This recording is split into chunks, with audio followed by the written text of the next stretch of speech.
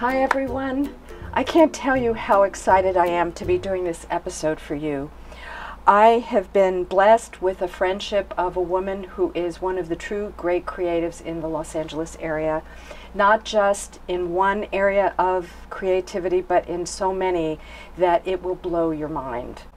I am happy to introduce you to Stacia Lang, who is an artist, fabricator, a costume designer. Anything you can think of, she can do in the art world regarding fashion and clothing. Her biography is amazing. Her website is, I'm telling you, if you want to get excited about getting inspired, go to stacialang.com. But anyway, I want to not take up all of the time just kind of pouring my admiration and introduce you to Stacia Lang. Thank you, Doris. Thank you so much for doing this. So nice to be here. I want to just start off by saying that I read your biography on your website, and the thing that really touched me was your references to the past, specifically the fact that your mom and dad were performers, and that their routine, their ceremony of getting ready to go on stage, and how that influenced you in making decisions. Can you talk about your early life in costume design? Sure. Well, growing up, I was born and raised in a small town in Minnesota, and my parents just had regular jobs, but they also were musicians. So every weekend they would go play locally, and I would see them getting ready. And my mother, and the scents and the sounds and everything about them getting ready, I was very, very intrigued by it, intrigued by the clothes. My mother owned a pair of like silver go-go boots and things like that, and so I think those things stuck with me. But also watching the shows at the time, like the Sonny and Cher show when I was young, Carol Burnett, and of course the thread in those is Bob Mackie. Right. So I was extremely inspired by Bob Mackie, and I knew that I wanted to be a costume designer. So how do you go from being a kid in Middle America to designing amazing costumes for Prince? Let's see. Well, I went off to New York to school, to FIT, and I learned all the basics, pattern making, draping, drawing, things like that I really needed. And right away, it's funny because it was a fashion school, but right away I got into costumes. I knew it was Broadway was there, of course, and a lot of things were going on there. So I started working in the shops, and one of the first shops I worked at was the New York City Ballet. And talk about the past. I mean, this is about tradition. This is about workmanship, beautiful craftsmanship, and so I learned as much as I could there, and then I went on to other shops. But what I wanted to say is the movement of the dancers was critical. Right. So the things that we learn in working with dancers, you know, gussets, putting gussets in a certain place, making sure that the dancer has absolute full range of motion and everything. And I think that is where I really learned what I needed to know to work for Prince. That's so beautiful that you mentioned that, because that was actually on my list of questions to ask you. Okay. I also wanted to make reference to the fact that you mentioned that in order to present yourself for admissions, that you had to sew, and that was something you resisted. And I wanted to mention that because those of you that resist learning how to sketch, learning how to sew, those of you that want to get into the fashion world, I want you to hear what Stacia has to say about that. Sure. When I was young, I loved Vogue magazine, and of course, again, I was in a small town, Minnesota, in the 60s and 70s. I gravitated to Vogue magazine, and I knew about fashion, I watched movies, but I never sewed. And there were girls at school who were like, I'm just the best sewer, and I thought, okay, I'm not one of those girls, I don't know why. Well, come to find out, to get into FIT, I needed to make 3 garments. And my mother was an avid sewer. She would sew things for my sister and I. And knowing that, she helped me right away. You know, it was like right as soon as I knew I had to make these garments, she helped me. Great. And I've been sewing ever since, Doris. I love sewing, I love making, and what's important to me is when I'm working with certain designers, when I'm working making costumes, I feel that it's really, really necessary also for the designer to know how to make, how the thing is going to progress. Now, they can draw a beautiful picture and a beautiful concept drawing and everything, but I find that when people working together understand the process, it's a lot easier, it goes more smoothly, and I feel as a designer you should really, really know how to make, how to construct, how to sew. You know, I have to say that my outside experience with all kinds of designers, not just costume designers, but actually clothing designers, so few of them have what I call the European sensibility, which is the ability to sketch their own designs and then to be able to create, if they didn't have a workshop, to be able to create what they've drawn. Right. And I really encourage people to go to stacyalang.com because you have examples of how things are created from start to finish. And it's so interesting to see, especially now that we're in the 21st century and using modern technology to infuse into kind of old world necessity. Yeah. So, yeah, I don't want to talk too much because you brought so many wonderful examples. Thank but you. I feel like, you know, you were saying that because you do specialty costumes and you also do stage costumes, which is really more couture, it's made to order. Yeah. Can you tell us what the difference is between the two? Sure. I would say specialty, okay, the two things that I do, they're related, but they are so different. Working for stage performers, Prince, Dolly Parton, people who are in constant motion on the stage, that is, like I said, very, very critical to know what's going to last, what's going to hold up on stage, how to do that. Film can be the same way too. It can be done in one take, or it can be, you know, a process of, a lot of takes. But I would say the difference for me is you have a character in film. You have to go by the script. You have to realize that there's a storyline. You have to tell a story. Whereas when you're working with a musical artist, you're telling a story, but also you are presenting a persona more so. And so A persona versus a character? Yeah, yeah. Interesting. I never thought of it that way. Yeah. That's great. I know that we have you. Thank you so much for bringing so many examples of your body of work. I have to say, I'd like to focus first on the film. Okay. And then we can go on to the big guy. Very good. But this really impressed me.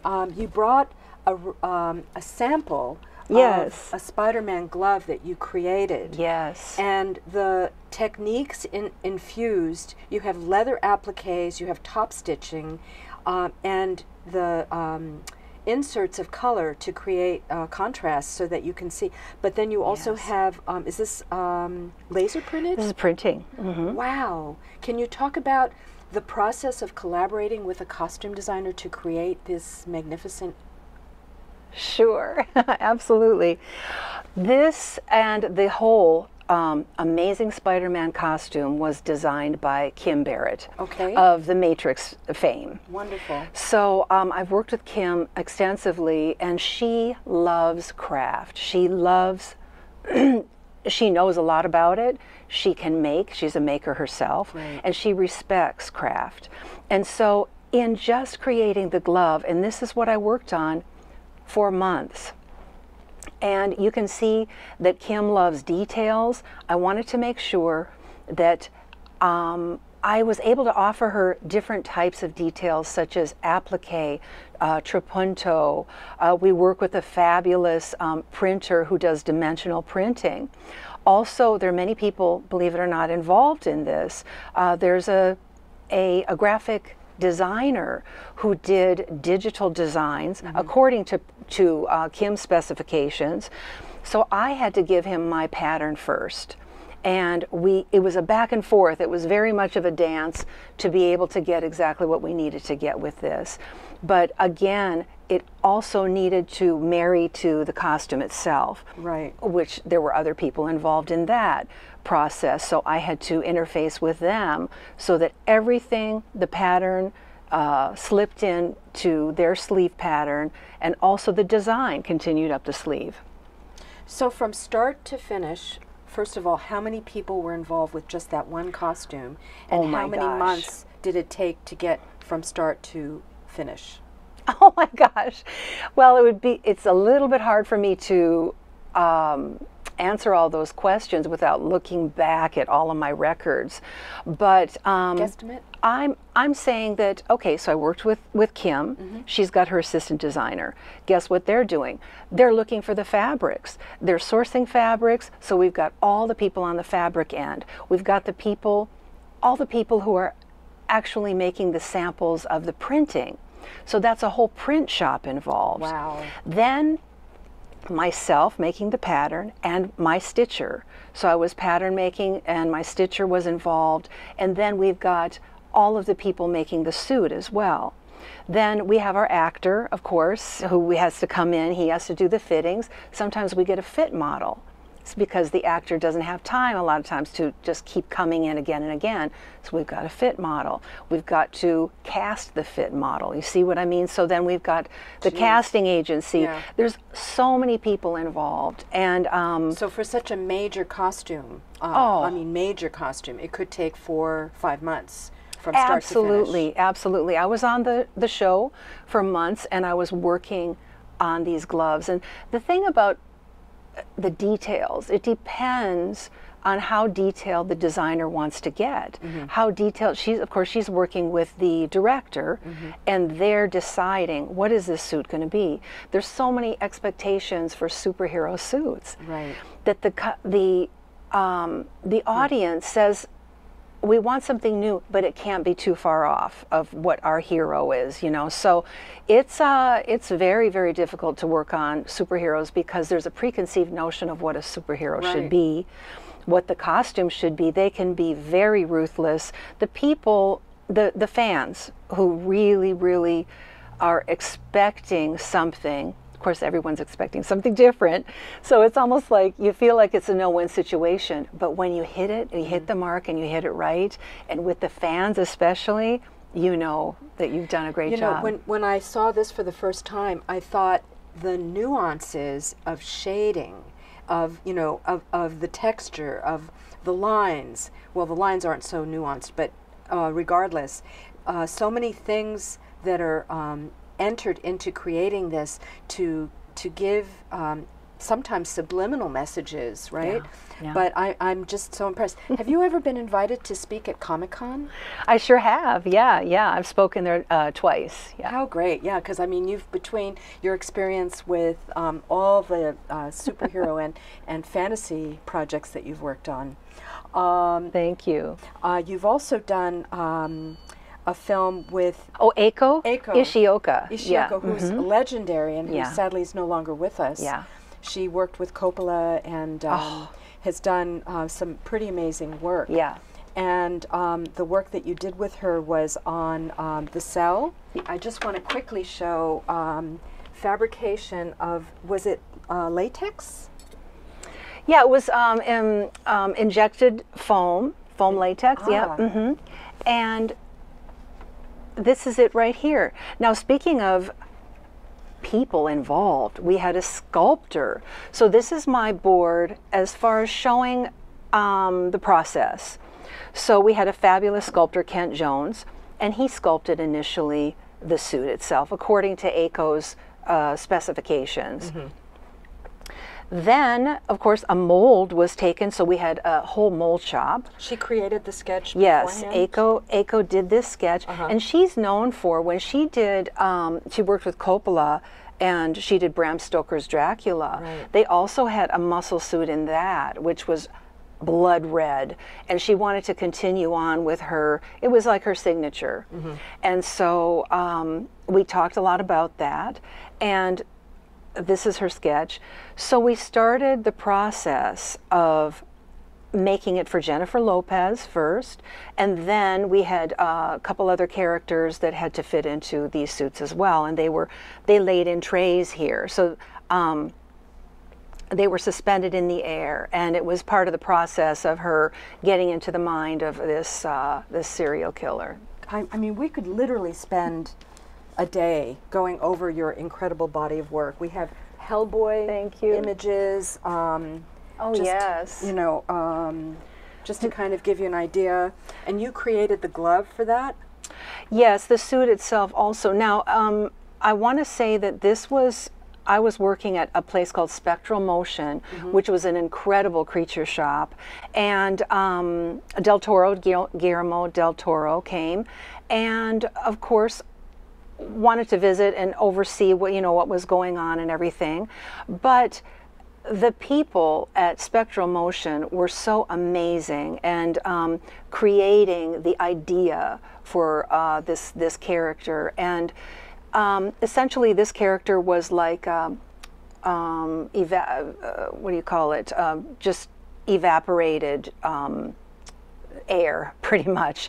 And so the suit encapsulated that, and as soon as he wanted to go somewhere, or the glove was so instrumental in this because it had levers, and I worked with the guys who were making all of the mechanics of this, and we had to work together to make a glove. And so the idea was that we would open this gasket or this lever, and then he could actually float out, So it was pretty fun to work on. And this was their design as well. And so for me, the sketch is very critical, because the more detailed the better, because then I know exactly, okay, they want these levers here. Okay, this is going to be turning on its own. It's remote control. Okay, I got to know that. I have to know also about the gasket. So the more intricate, the better, especially something on this mechanical. You know, it's actually so interesting. I'm grateful that you brought these, because we take for granted what we see in flashing moments and not realize all that is entailed to create the effect. Yeah. So that's beautiful. Thank you.